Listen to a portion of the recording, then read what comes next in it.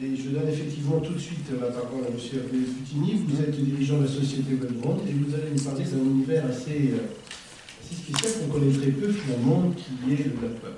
Voilà, tout à fait. Merci. Merci. D'ailleurs, c'était tellement d'art que j'ai pris des images parce que c'était un peu plus simple de vous illustrer les propos de Myriam et puis de Delphine à travers ces quelques slides. Je vais vous parler 2 minutes de Webdrone et puis après j'aborderai que des cas concrets à travers des diapos, ça sera beaucoup plus simple.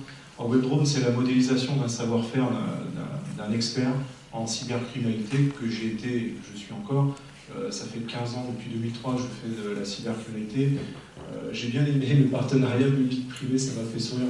Puisque comme j'étais gendarme avant et puis maintenant je suis dans le privé, je me suis auto-privatisé. Et du coup, je fais un partenariat avec moi-même pour travailler avec les institutions et les entreprises avec qui j'ai le plaisir à chaque jour de collaborer. Et vous verrez des super cas concrets qu'on fait. Et l'évolution surtout de la cybercriminalité, telle qu'on l'a connue au début des années 2000, et puis par la suite, après maintenant, avec des réseaux très organisés. Et il y a 2 volets dans cet outil, au-delà de la traque en fait, de tout ce qui est les échanges illicites à travers les couches du web, qu'ils soient indexés, non indexés ou darknet. On va aussi s'intéresser dans un 2e volet à une partie financement. Donc comment on arrive justement à matérialiser ce circuit d'argent, de blanchiment à travers des sociétés en France ou à l'étranger. Et on va ensuite nous rendre des rapports, alors souvent en tripartite avec les institutions et des entreprises privées, pour lesquelles après les dossiers sont quasiment complets, sont judiciarisés en France parfois ou à l'étranger, et on arrive à des résultats probants de saisie de contrefaçon, de saisie d'argent et de matérialisation de circuits de blanchiment.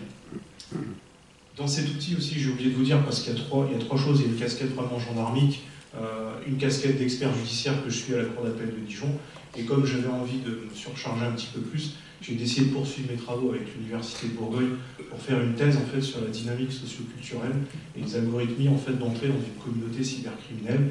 En gros, c'est comment se crée en fait, une communauté cybercriminelle sur Internet. Qu'est-ce qui fait qu'en fait, des gens à travers le monde vont s'associer pour avoir ce genre de communauté, avoir à des fins illicites et voire au terrorisme. Le premier exemple qu'on voit et qu'on voit de plus en plus maintenant, c'est une cross-thématique, c'est-à-dire que les cybercriminels vont passer souvent maintenant, ils ne sont pas exclusifs, avant ils étaient beaucoup dans la contrefaçon de certains secteurs, maintenant on va retrouver plusieurs secteurs en simultané, notamment les médicaments, la contrefaçon ou la contrebande de cigarettes, le luxe en particulier, tout ce qui peut générer de l'argent. Et là c'est cette dimension en fait dans les nouvelles générations, sur la partie socio-culturelle, c'est l'argent facile. Et donc on va pouvoir s'auto-alimenter ou s'auto-financer à travers ces mécanismes et monter en puissance progressivement, au départ sur une partie contrefaçon, et pourquoi pas après, à l'occasion de différentes rencontres, de mécanismes qu'on commence à comprendre et à connaître, basculer dans une radicalisation et après voir plus sur du terrorisme. Mais la photo est assez sympa, pourquoi? Parce que vous avez cette arme à feu avec les cigarettes. L'arme à feu, elle a été publiée le lendemain des attaques du Bataclan dans un profil, et donc elle était reliée à des gens qui faisaient de la contrefaçon de cigarettes et de médicaments. Et par la suite, on a pu matérialiser, vous verrez dans les cartographies après, il y a vraiment des liens très forts entre les différents acteurs. Ici, vous avez un focus sur un dossier qu'on a judiciarisé cette année avec les douanes et la gendarmerie, sur la région Rhône-Alpes, où on a toujours maintenant en France en fait, un gros réseau de contrebande de cigarettes, par les effets justement de fort levier de taxation. On a aussi cette amplification du phénomène, et ça va très loin parce qu'on a été surpris même du phénomène, c'est de voir que maintenant vous avez des bureaux de tabac éphémères, 2 heures à chaque adresse à travers des grandes villes de France, et vous avez des livraisons à domicile au bureau de 6h à 23h à partir de 2 cigarettes, et qu'après tous ces gens-là, les 3 points rouges sont les 3 acteurs, avec une visibilité de 1 200 000 personnes en France comme clientèle. Quel bureau de tabac a une telle visibilité? Aucun. Et donc vous avez après le maillage entre les différents acteurs, et à la suite de cette cartographie, la gendarmerie a saisi 2 millions de cigarettes, 75 000 € en cash, et matérialisé un circuit de blanchiment. Mars 2018, donc c'est très récent.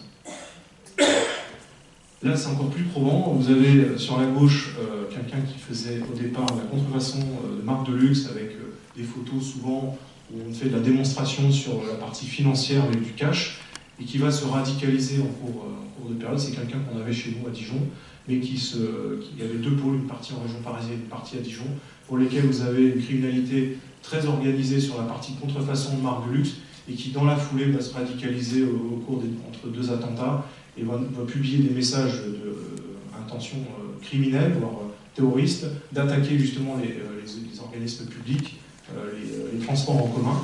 Et donc on va ensuite matérialiser ces liens et les transmettre rapidement au service d'enquête. Et sur la partie de droite, et celle-là elle fait toujours un petit peu, un peu choquante, c'est que sur la partie de droite, il est difficile de connaître l'activité exacte des personnes qui sont sur la carto. Ils font de la musique en France, ça se voit pas trop, mais c'est des gens qui font de la musique et on voit qu'ils ont un arsenal quand même d'armes à feu assez impressionnante, avec des messages de la voiture de police ensanglantée. Tout ça sont des profils qui sont en source ouverte. C'est pas du tout, il n'y a aucune information qui n'a été craquée ni obtenue de manière illégale. Ce sont de la source ouverte, tout est en source ouverte. On ne fait juste que des maillages en fait entre les différents acteurs.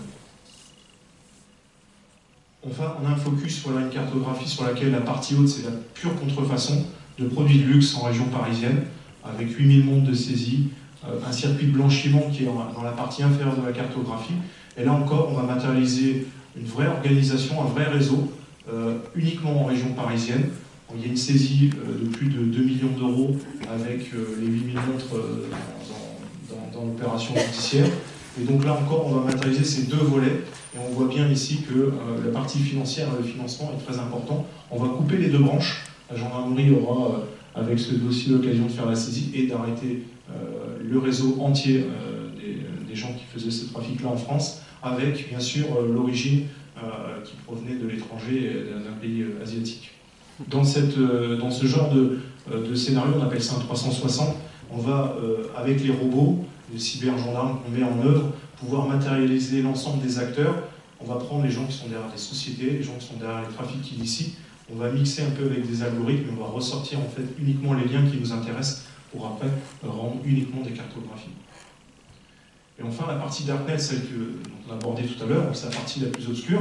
On va retrouver, bien sûr, des réseaux stupéfiants. C'est la première chose qu'on va retrouver au départ dans la création du Darknet, les trafics de stupéfiants.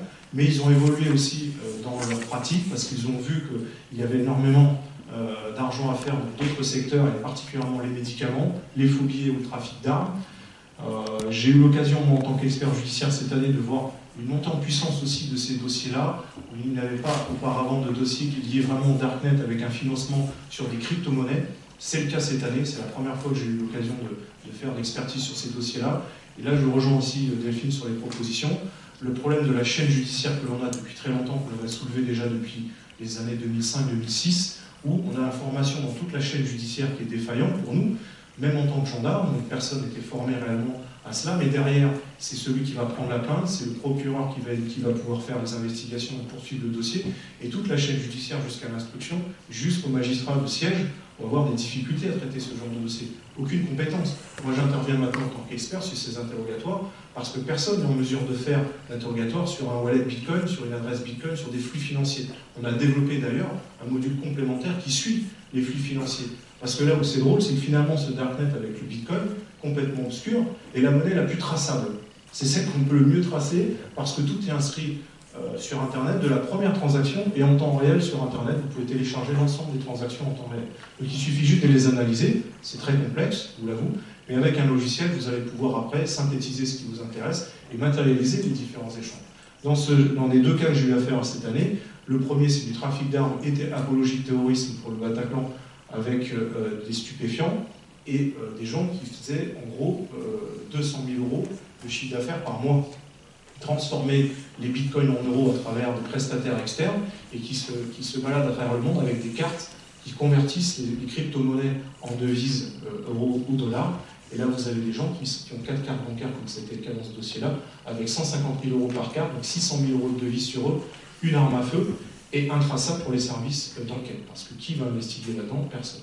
Et le deuxième volet, c'est pareil, dans une juridiction où on a eu affaire à des jeunes. Et là, on revient à cette propagation-là sur la dynamique socio-culturelle. Ce qui se passe chez les jeunes, en fait, c'est que le recrutement s'est fait à travers les jeux vidéo.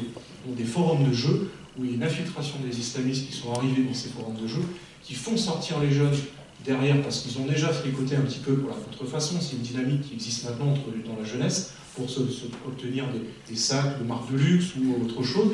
Derrière, ensuite, ils vont mettre en œuvre d'autres mécanismes qui vont les amener à faire des attaques.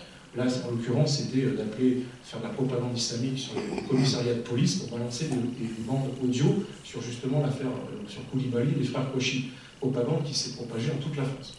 Aujourd'hui, ça, on n'est pas tellement en mesure de le faire de bout en bout, si ce n'est de réunir en fait les acteurs publics et privés et de se mettre un peu plus, de perfectionner la chaîne judiciaire. Et enfin, je crois que j'en ai terminé. Il y a une ouverture sur le monde du luxe. Oui, parce qu'en fait, dans cette partie Darknet, on retrouve bien sûr la contrefaçon des marques de luxe. Vous voyez ici des montres Hublot payables en Bitcoin. Donc il y a une vraie migration de la cybercriminalité à travers les couches du web, observée maintenant depuis une quinzaine d'années. Et je peux vous dire que ça continue à évoluer de manière exponentielle aujourd'hui. On aura de plus en plus de dossiers parce que les jeunes et les cybercriminels et les criminels tout court ont compris cette dynamique. Ils appréhendent beaucoup mieux les nouvelles technologies que nous. Et ils sont maintenant beaucoup plus à l'aise pour faire ce trafic dans la partie obscure. Voilà. Monsieur Pittini. Voilà, merci Monsieur Pittini. En tout cas, on comprend que les magistrats aient besoin du secteur privé pour ce type d'investigation, parce que je ne suis pas convaincu encore aujourd'hui que la justice ait les moyens d'aller aussi loin que ce que vous faites. Et tout à l'heure, il y aura certainement des questions.